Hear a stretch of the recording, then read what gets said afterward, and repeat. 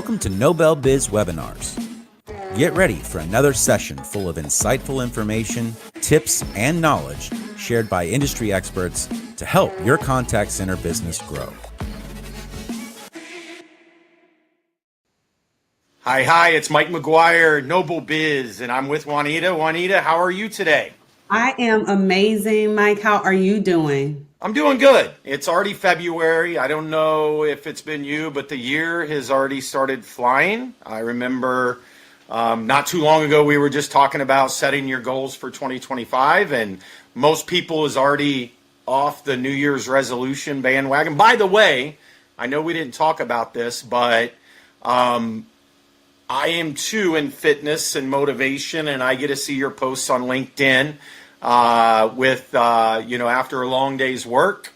You're still out there in the gym hustling. So I appreciate that little extra motivation. And how's it going? Is your journey with fitness still going well? Mike, it's going, it's going. I am always, I'm a lover of like movement. So I just have to always like be moving and getting the energy out and all the different things. Yeah. So I think fitness is just a part of just my everyday life, even when I'm not focused on a particular goal, like, oh, I'm trying to weight lift or do this particular thing. But weights are probably my favorite. I had an injury at the end of last year. I was in a car accident.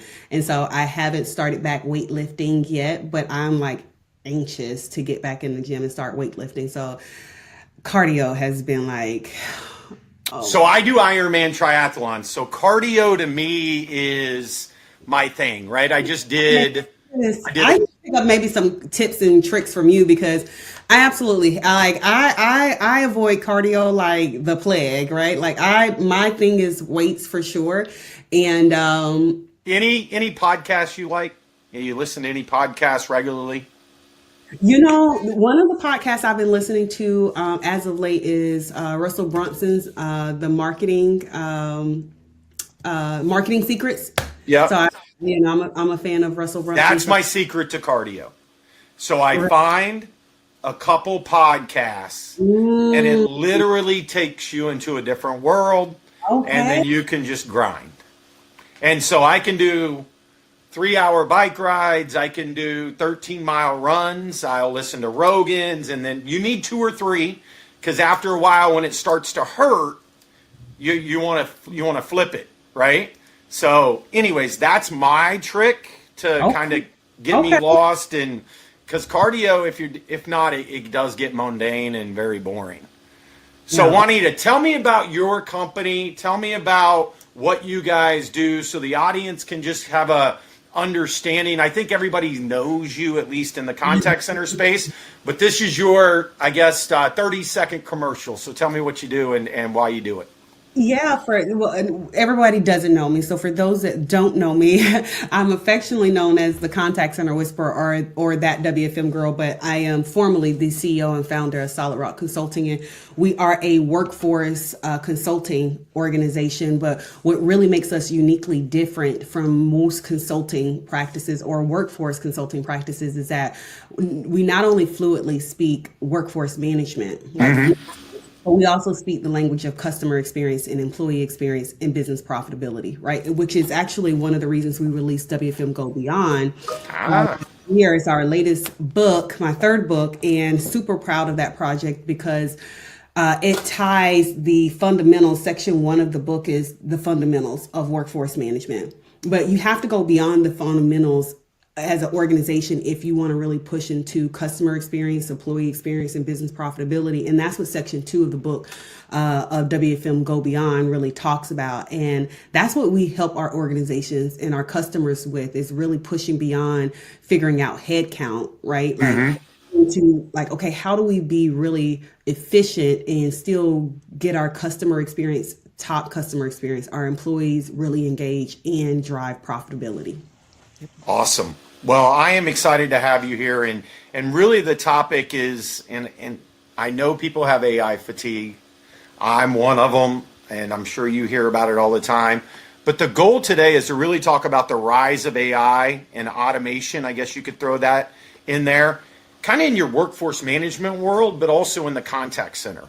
So workforce management to me was always kind of a division, right? So I ran a contact center, I had a division, and I just did whatever they told me. So even a president of a BPO, I'm like, it's a black box. To me, it's a black box because I wasn't going to take the time to go dig in. But as you would say, you pointed something and you talked about one word, which is profitability. And really understanding how workforce management is the driver of your profitability, right? Because think about a contact center.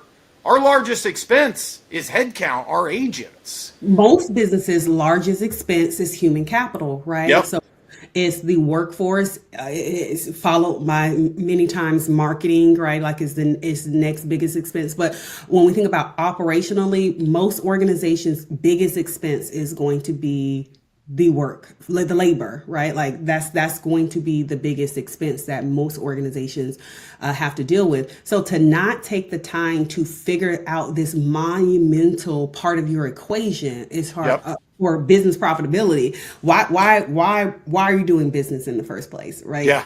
Right. Like I know you love the product or I know you love the service that you, but you have to figure out the part of the equation of, okay, this is our workforce and how do we actually produce? Because at the core of workforce management is simply just supply and demand. Your customers produce a demand for your business, whether that's a product or service, and you now have to supply that demand, whether it is with human capital, whether it's with product, whether it's with whatever. And so figuring out how you supply that demand is a critical part of making profits, right? Yeah. And have profit margin. So to not take the time for organizations to think it's something that they can just like, not deal with, let the people over there figure it out is a critical and I think epic mistake. What I learned was I paid that person whatever I needed to pay that person to keep them on my good side. Because when that person or team, I've had 3 or 4 people in normally as a team, when that goes wrong, everything goes wrong, right? Yep. You have overstaffed, you have understaffed, you're calling people, you're sending people home. It's just a nightmare. So now it's AI, which is the buzzword for everything. How is AI helping with workforce management that you see? And is it helping? I guess we would say that. Is it helping? And where do you think AI could take workforce management between now and the next, let's say, 2 or 3 years? Yeah, I think that's an excellent question because when we think about AI and how it contributes to work, right, in workforce management, we have to understand, first of all, the history of work, right, and how we work today.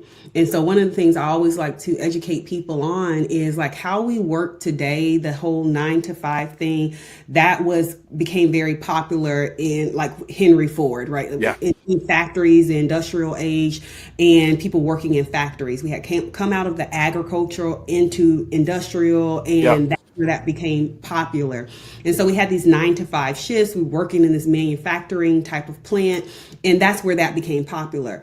And so that worked. However, fast forward 100 years almost, right? So 1826, right, to 2026, right? We have a gap of 100 years, right? Yeah. So we are still working that very same way. 9 to 5 shifts, 8 to 5, 10 to, we get a little fancy every once in a while. Add an hour, take an hour away. throw a 10x4 in there, 10-hour shift days or some split shifts. But for the most part, we're still working these block style schedules. In some instances, that's okay. But what has monumentally changed from what was happening in Henry Ford's time to what's happening now is that we have more advanced technology. And so consumers are consuming work differently. See, like if I had to produce a car in a manufacturing plant, right? Like I could produce this car and it would go out and then now it would be ready in the dealership for you to buy. But now, right, with AI and the advancement of technology, I, as a consumer, can just say, oh, I want to order a car or I want to order groceries. And you have this work that's now available to a consumer on demand. And so Is that because predictable now, do you think? Is it predictable behavior? it is predictable behavior, right? So it's predictable behavior, just like, the factory work was kind of still very predictable behavior, but it's a different type of way that consumers are consuming products and services. Yeah. So because that is the case, because consumers are consuming products, so I get asked this question all the time. What's one of the drivers for AI and AI adoption? And what's driving this future of work? And it's the consumerism. It's how Yeah. consumers are consuming the technology. I just think about myself, and you could think about yourself as well. I haven't been to the grocery store in I don't umpteen thousand years, right? Like I just go to Instacart, order my groceries, and they're magically on my door. If I'm out of town and I'm traveling, I don't order a rental car. I get in an Uber. My transportation is on demand. Like if I'm staying somewhere, I order Airbnb, right? Like so. Yeah. And how we live today is very on demand, gig, stylish. And so that is changing the demand for work. Right. And so when we look at, okay, well, how does AI help? Back to your original question, how is AI helping or not helping? I think it's helping organizations be able to say, okay, well, if I can predict this type of work and I can batch it this way, I can then say, okay, I can alleviate certain types of interactions because I can now introduce self-service for the individual like myself, like with grocery shopping. Instead of having to have the big box store staffed for all of this traffic that's going to come into the store, right? You can now say, oh, okay, 30% of my orders come from Instacart. So I can have a machine packing these groceries and have 5 people delivering the groceries or whatever the case may be versus having all of these people staffed in my store for people that are not even coming into the store anymore, right? So AI is helping in that way, but it's also changing the dynamic of how employees engage with work. So I think there's a pro and a con to it. I think what will make AI even more impactful is how organizations adopt and prepare themselves and their employees for AI. Yeah, we were kind of talking about that a little bit earlier on, when customers come to you or clients and they say, hey, we want AI, right? Or we need it. And you kind of walked me through kind of that process that you work with clients on. And I think this is really important because they don't know that. They literally have this goal in mind that somebody says, we need more. We need to know more about AI. We need to know how to adopt it and go get it, right? And so I'm at shows, you're at shows. I have people that come up to me and they're like, Mike, I need AI. So what is kind of that groundwork that you try to lay with this client on, well, we need to know this before I can advise you on AI? Yeah, it's first and always and first, right? Outcome, right? Like, so if someone walked up to me and said, hey, Juanita, I need AI. And I've had customers say this, like, hey, we got this AI budget and we are being pressured from senior leadership we have to allocate these dollars somewhere. We need AI. And I'm like, no, what you need is an outcome. What is the outcome? Like people don't go and buy shovels, they buy a home, right? They buy raising their children. Like, so what is the outcome they buy shelter, right? Like, so what is the outcome that you're looking for? And until you can answer that question, I'm not touching it, right? I'm not going to touch it. Like I'll send you to someone else because we need to understand what it is that you're trying to accomplish. And so to help organizations with that, like I was sharing with you, we have this framework here at SRC for helping customers kind of walk through this process and think through this process. And we call it our A3 framework. And so that A3 framework buckets AI outcomes into one of 3 categories and sometimes more than the one of 3. But these are kind of the foundational ones. It's AI to alleviate. So you're either trying to alleviate contacts or interactions from your population. You're either trying to assist customers or employees with something, right? So that they are able to do something more effective and more efficiently, or you are automating a process. And so some customers will fall into one of 3 of these categories, 2 or 3 of these categories, all 3 of the categories. And depending on what category they fall into, now our very first thing is digging into the data. People want to implement AI and go out and buy AI. It's like, oh, you get AI, you get AI, you Yeah. and it's like, but okay, if you fall into the alleviate category, tell me what your repeatable and predictable interactions are, because that's the only way we're going to be able to alleviate that volume, right, from your business population. If you don't know that, if you have data silos, if your data is trash, then how do you know how much volume or interactions you're trying to delete? Also, or alleviate, because you're not deleting them, but alleviate from hitting your agents. And then also, how do you measure success? How do you know, okay, I got this much ROI out of this AI? So that's kind of our A3 framework, is the alleviate, assist, and automate. And then once we have put it in one of those categories or multiple of those categories, then we start with data. Okay, so tell me the data around alleviate. Or if you're trying to assist with the process, okay, I'm trying to assist my agents with auto wrap up or auto summaries, or Yep. whatever the case may be. Okay, what is their average handle time now? How much time do they spend wrapping up calls now? If you're trying to do AI to assist and you don't let your agents go into auto wrap in the first place, well, how you going to save with wrap time? Right. You don't, it's not a part of your process, but some slick salesman would have already sold you on, oh, AI to assist. And it's like, what are you doing? Right. Oh, you're wrapping up calls. It automatically wraps up calls. You know your agents don't go into ACW, right? Like they auto receive the next call. Yeah. So you're not going to auto assist and wrap up anything. You're not going to see any saves there. So again, understanding.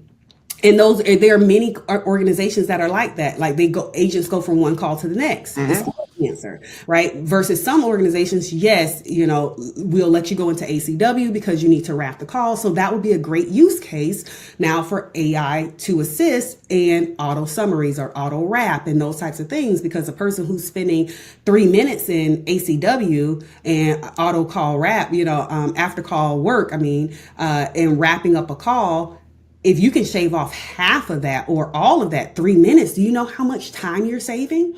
Yeah. But you have to, again, bucket these things in 3 of these categories and start with your data so you can get a baseline for what your measure of success looks like.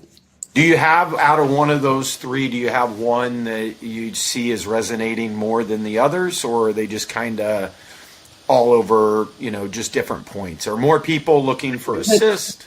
I think the ones that I see the most are the first 2, the alleviate and the assist. The alleviate, because again, organizations have the opportunity to obviously implement self-serve, containment in the IVA and all those different things to alleviate that volume from ever hitting their agent. However, something that I always like to caution people on is, depending on which one you do, right, you may see adverse effects in other places. For example, with AI to alleviate, right? So we're doing assist in the IVR, right? Like, so you're doing self-service, you're giving self-service to the consumer to be able to self-service themselves, right? Well, that means what? All of that low-hanging fruit, all of those easy calls that would have been 30 seconds, 45 seconds, 1 minute, those are making it to agents, right? So your average call now they're more complex. So those are the calls that agents are actually getting, employees are getting. So what's going to happen? Average handle time is going to increase. So while someone has sold you on, oh, average handle time is going to go down and you're going to save all this money, it's like, that may be the case in some instances, but that's not the case where that's applicable, because you're now serving up more complex calls to your agents. Now, they may be able to handle those more complex calls more efficiently if you're doing agent assist, Right. but that's not always the case that you're going to see average handle time go down. And so again, this is why I think it's so important with starting with the outcome. What are you trying to accomplish? What does your data suggest already that you have some low-hanging fruit and get some wins out of? Yeah, I think it's important that, and I always try to invite customers to find, either a consultant or somebody that can help walk you through that journey. Because technology salespeople are going to sell you a product, right? I do it. I know a lot of other people that does it. And they're going to give you not the cause and effect that you just said. The cause and effect would be, you fix this, but you got to think about this, right? To where if you're walking down a journey map and you say, okay, this is where your goals are, here's your outcomes, here's where we're starting today, here's what we need to implement to get to this outcome. But by the way, you're going to also have some other outcomes over here that's going to change, right? Because now those outcomes are changing because of this effect or this cause that happened. So normally it's not as easy as just add a chat bot, just add, a large language IVR model versus the IVR that you have today. Go, add a certain feature and your QA now is summarized and you can make quicker decisions. So, but that's what people think. Right, because they're buying the shovel. They're buying the shovel, right? They're not. They're not saying like, oh, well, when I buy a home, right? If I buy the shovel to build a home, I now have property taxes, and I now have this the toilet's going to break, and I now need to make sure I have a handyman that's on. Like all these things are a part of building a home, right? So you're just saying, oh, I want a shovel, right? Okay, that's great, right? That you got the shovel and you can now build the home, but what is the process to building the home? What's all those things that come with it? How many people do you run into that has bought the shovel or the shovels and now they come to you for help to build the homes? All the time. And it's one of the things, right? I'm like, please call me first. It's almost like exactly. In my prior life, I did hair. I was a licensed cosmetologist, and so it was like the equivalent to having somebody come sit in your chair who they went to another beautician first, and it's all jacked up. And I'm like, I don't want to touch this. Like, I don't, because if your hair start falling out in my hand, I'm gonna freak out, right? Like, so it's the equivalent of the same thing. It's almost like, okay, I don't know why you did this in the first place, but let me walk you through. Like, those conversations come with like so many disclaimers, because it's like, okay, you have this in place, don't know why you bought this in the first place, but now let's figure out process, because you already have, at this point, you've already bought the plot, you already have the materials for the house, you built the house, but you built the house like the doors swing the wrong way, right? Or you have the kitchen that's somewhere that's in the bathroom. Like, it's like, who did this? Well, I blame some of this on the AI companies, because if I'm a consumer, I have my own contact center, and I hear AI is important, I go to a show, and I'm at a show, and I go around the booths, and I talk to everybody about AI, and it's very simple, right? They're like, hey, this is going to help automate all of this, or this is going to help fix this problem. So it's really easy for that person to say, okay, I'll buy it. The thing is that AI company, they don't know your business. They don't understand anything about your outcomes that you're trying to achieve. They're just saying this is what the tool does, but they're relying on the customer to fill in the gaps, and the customers don't know. They don't understand the technology they currently have, and they really don't understand the technology when it comes to AI and what they're trying to purchase for that outcome. Yeah. So I see that a lot. I also see customers that just need that guidance that you brought up. And you know what? The guidance may mean you don't need AI right now.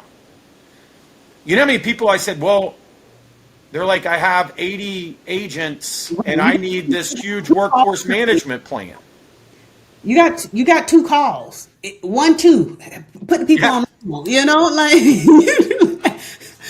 it's not, you don't have no workforce to manage, really, Correct. like, but because again, I agree, right? I think that because we are in such a time and space where it's like sell, or I want the latest and greatest. Sometimes it's a consumer saying, I want the latest and greatest, or I hear this company's doing this, I want to do it. It's like, sweetheart, you have 2 calls coming into your contact center. Like, you don't even actually have calm down, right? Like, let's focus on the fundamentals and just focus on answering the phones. Like, let's get a phone switch, right? And stop taking calls from your cell phone, right? Like, I'm just being facetious. See, I run into this world all the time because I have a lot of omni-channel platforms that I offer to customers. And so they come to me and they say, I want omni-channel. And I'm like, okay, well, what kind of work are you doing? And they're like, well, we're doing inbound and outbound. I'm like, awesome. Do you use a dialer? Yep, we use a dialer. Okay. You're inbound, you have an IVR? Yep, we have an IVR. Well, how are you going to use SMS? How are you going to use email? How are you going to why would you have a live chat on your website? And so we usually stop in a lot of those spots because they either haven't formulated out what their customers need or why they need that, or they're just not asking the right questions, meaning they may just want SMS and email as a part of their outbound or inbound strategy, right? Well, that don't mean you're opening this whole other channel that you want to try to manage and have, that means you just really need a tool to be able to effectively do what you do today and just do it a little more effective and get better results. Right. And so how is omni-channel, like when I say omni-channel, I really just mean other channels besides voice, inbound and outbound. How has that affected workforce management now that the consumer, they consume differently, right? They go on the websites, they have a smartphone, they're going on and doing, how has that affected like managing and staffing a contact center that now has clients that demand you use these other channels? Yeah, I mean, omni-channel has been something that workforce has been doing forever. It has. It's not a new thing. It's more so about the skilling, right? Like making sure you have the workforce that can handle interactions in a blended type of. So it's more so asking, how do your employees, how do my customers engage with the business, right? What are all the channels, which is why we moved from call center to contact center, right? Because customers can contact us in various different ways, right? Channels. And so it's like, okay, if my customers contact me via voice and SMS or voice and social, right? Is one, right? They are tweeting and whatever the case may be. WhatsApp, whatever, right? Now what is the volume for that? So first of all, what is the volume for that? Do I really have a demand? Because I already told you workforce management in its simplest form is what? Supply and demand, right? So what is the demand that's coming in on those channels? And then how do I supply that, right? So do I supply that from a one-to-one type of methodology where I'm saying, okay, Juanita only handles voice calls, but Mike, he handles chat. So Juanita handles voice and Mike handles chat. Well, technically that's multi-channel. Not omni-channel. Right, so if now Juanita can handle voice and chat, which you traditionally wouldn't do, you wouldn't put an employee on a asynchronous type of channel where both of the interactions are coming in at the same time. You would probably put Juanita on voice and email, right? Because email has a higher threshold for turnaround than voice. Voice is coming in back to back usually, and you have going, and then email has a delay. So it's just then figuring out, when you're asking them a question about omni-channel, is figuring out what's the demand for this channel, and then how do I actually supply the butts and seats for this channel, and if I implement AI to handle some of them, like chat on the website, right? I may have voice, email, and chatbots on the website that's handling all website interactions. So I don't actually need a person for web interactions, but I do need people for my voice and email interactions. So I think it's about just kind of figuring out what your mix of supply looks like. It's a mix between humans and AI, which I think that's what's coming from a future of work perspective. When we think about workforce management has always traditionally been primarily, the supply has always been human capital, right? It's like, okay, this person, Juanita's producing the product, or she's producing the service that we're giving to our customer. Now we have AI that's producing, the product or the service, and we have to factor that into our workforce equation. let's just kind of keep rolling with that, because that's kind of the next, part of this conversation is, what does the future look like now that AI is actually its own, it could be its own, workforce. Yeah. Right? And so how do you take that in consideration, and how should clients look at that when they're trying to evaluate, the workforce in its entirety? I think you have to look at it very traditionally, like you would look at how we manage humans, right? Yeah. Like, so we have our volume, like base, like if we understand the Erlang, so Erlang, A.K. Erlang, the Danish mathematician that came up with the queuing formula for figuring out how many calls or how many headcount you need for interactions that are going to come into your business.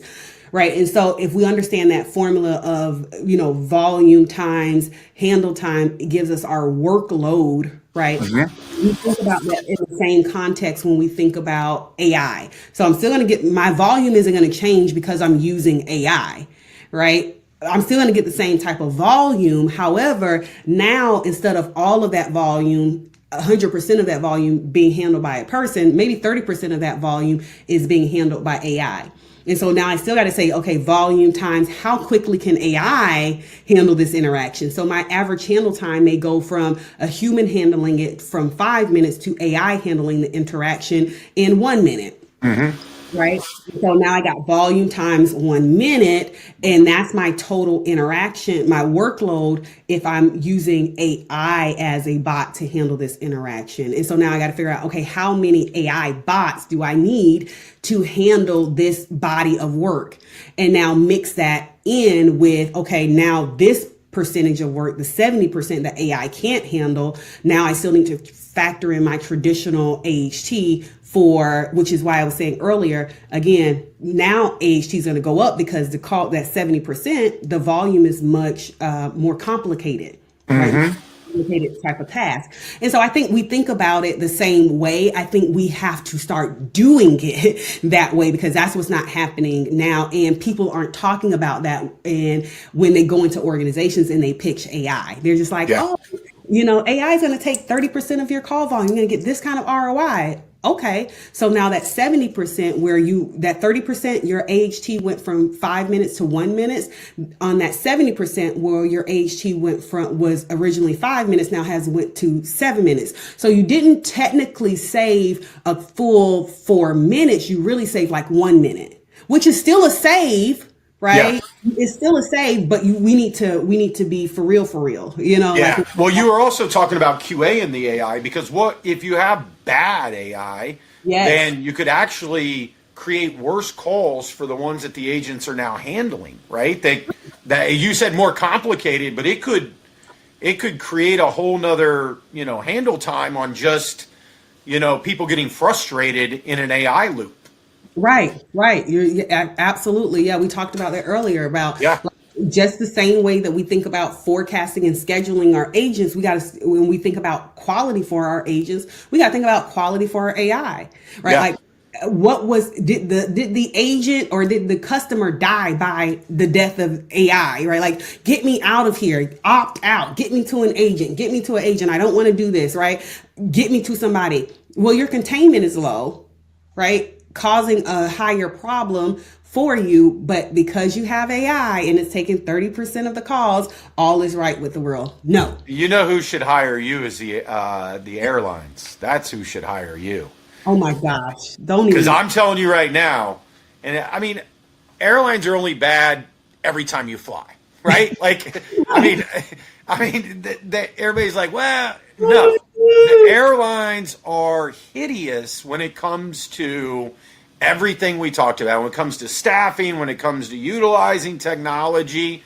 And the problem is now if you go through their AI process and you get somebody on the phone, right? This person is so frustrated that poor agent they don't know what's coming. Yeah, they don't stand a chance. And which is why I'm very, being in the contact center profession, I am very aware when I call contact centers. Like, I'm very comfortable with my interactions. And like, I just had this interaction with I'll tell you, Amazon, right? I just had this transaction with Amazon. I had ordered books, and in like November, I think I ordered these books in November because for pre-order for December, right? So I ordered copies, never got the books. And then I called and, hey, we don't know, it's stuck in shipment. I'm like, okay, these are for pre-order. I need the copies of the books.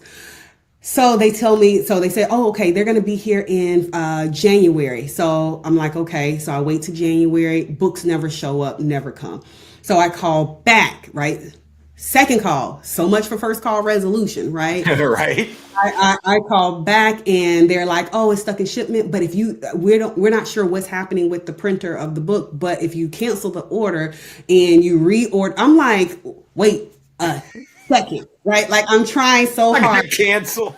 I'm doing my Jesus cross and everything. I'm like, listen, you don't understand. People have ordered this book in November, right? And it is January now. I still don't have the book. So I'm trying to be calm, right? Because I'm the contact. You know, it's not their fault. Yeah. Right. No, it's not their fault, right? Right. And so, listen, okay. So I canceled the order. I said, so you want me to cancel the order and reorder the author copies? I'm going to send, They said yes. When you cancel it, it was because it was stuck in shipment or something like that. And if you cancel it, so that's in January. It's supposed to be here February. February gets here, top of the month, supposed to be here like on the 2nd.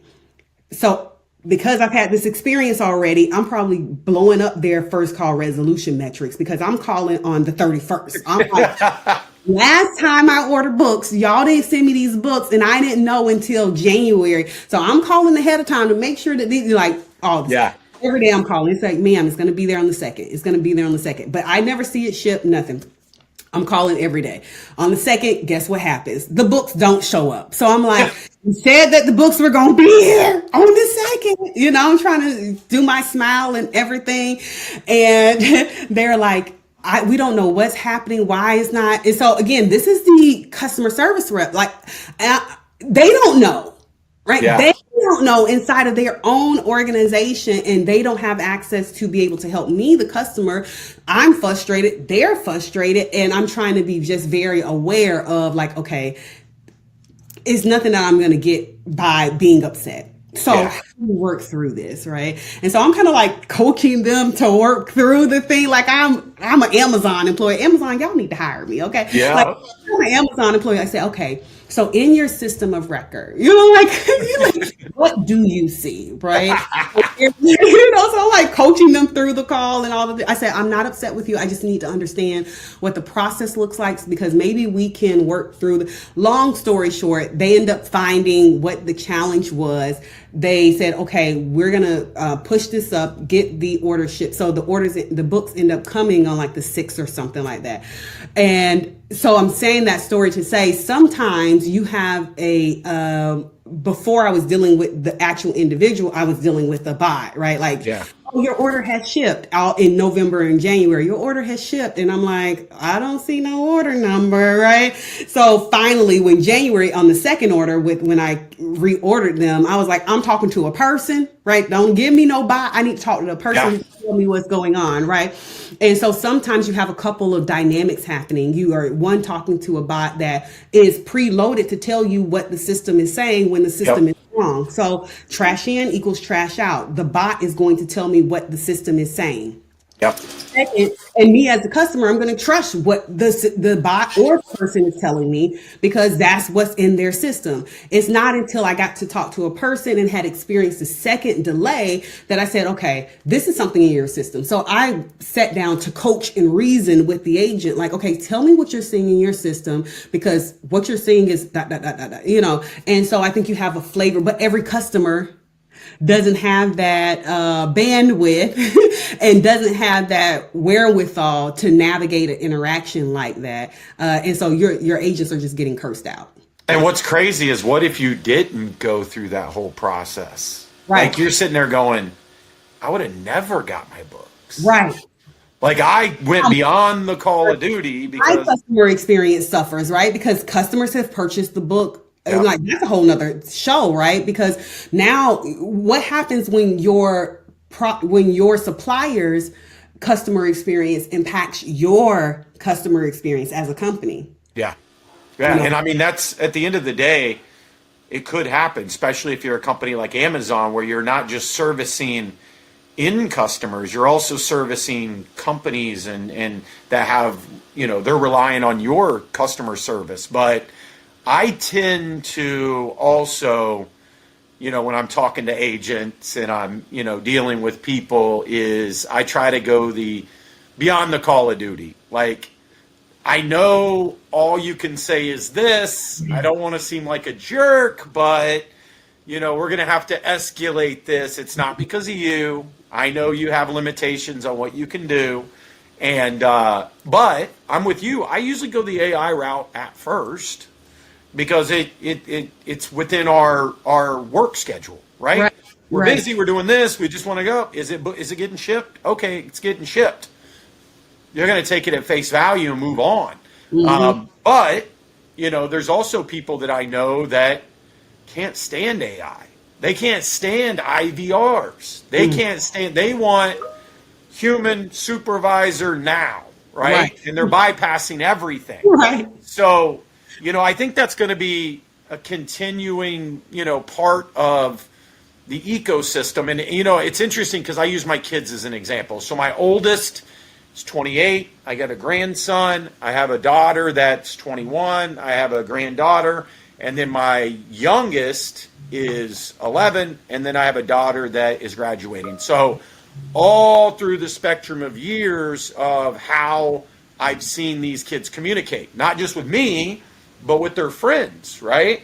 And it's different from my oldest to my youngest by a lot, right? And so these are experiences that we're going to have to look at and say, how do we man this type of communication strategy, right? And people don't understand when I say they don't use voice. They don't use voice. My kids don't call me on the phone. They don't call their friends on the phone. So if we really think, voice is going to be there for a while, but when my 11-year-old son is now 25 years old, I promise you his first instinct isn't going to be picking up the phone, talking to somebody, right? He's going to be using a chat type feature, a Snapchat, something to communicate. That's just the way that they're programmed at that young age. So I think it's going to be important, as what you talked about, is not only staffing for people, that how they communicate today, which I think we're trying, omni-channel, workforce, we're trying to keep up, but I think it dramatically changes in the next 10 years. Dramatically, I think the way we communicate changes in 10 years. Yeah, it'll be interesting. It'll be interesting because I think it will depend on the type of interaction and the type of, not type of interaction, but the type of industry or vertical, if you will. And by vertical, I don't mean like e-commerce or retail. I mean like emergency services, financial services, those type of things. Like, it's like, I'm calling now. I'm not chatting about no 911. Right? I don't care. Yeah. If they 2 years old, they picking up the phone and calling now because they understand the urgency of getting someone quickly. And so I think the depending on the type of industry, and I'm using, for lack of better terms, vertical.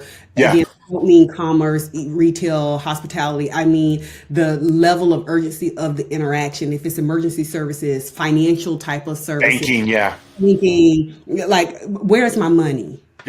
Like, I'm calling. I don't want to chat about why this interaction is like, this transaction is missing, that I have fraud. Like, I think those types of services or products that are considered critical or essential to it's almost like when the pandemic happened, right? When the pandemic happened, there were certain services that were considered essential, right? And so they stayed open. They got support that they needed so that they can remain open from a consumer perspective. I think those type of essential services and products will still see voice in that live type of interaction, whereas ones that are more convenience based driven, we will see Twitter. We'll see the Well, they're almost forcing that journey now. So like if you go to Sony or you go to some of these, I mean, it's almost impossible to find a customer service number. Yeah, absolutely. Yeah. So they're really saying, we're going to funnel you through this experience. Yeah. I'm not saying it's good or bad, but Frontier did the same thing. They said, well, we don't have a call center no more. Yeah. Yeah. Right. So some of these journeys, they're forcing, I think, the hand, but I think you're right on the things that are like, 911. I don't want to get, hey, thanks for calling 911. Press 1 if this is an emergency. Right. Press 2 if you can just wait. Right. So I'm killed right now, yeah. So we're going to wrap it up. It's been awesome talking with you. How can people get a hold of you, especially people that are looking at this AI journey? I think there's a lot of journey mapping that needs to be done in the industry. I think a lot of customers need to understand those 3 pillars that you laid out. What are they trying to accomplish? What is that outcome? And I think you would be an amazing resource for people to reach out to. So how can they get a hold of you? Yeah, you can find me on all the socials, right? LinkedIn, Twitter, right? Instagram, all the socials. But I think it's critical. One of the things that I've been really advocating for and pushing people to is grabbing the book, right? Grabbing WFM Go Beyond, because while people say, well, I don't have a workforce, I don't understand, workforce is not a part of what we're doing.